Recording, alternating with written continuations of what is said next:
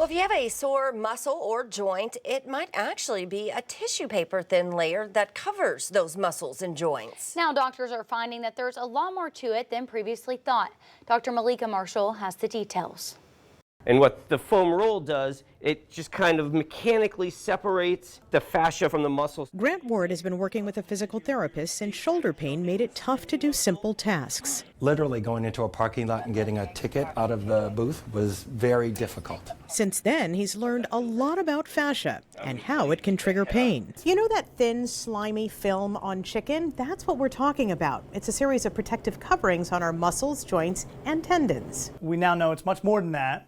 It composes a 3D structure for support, has nerve endings for feeling, and also can send out signals for pain.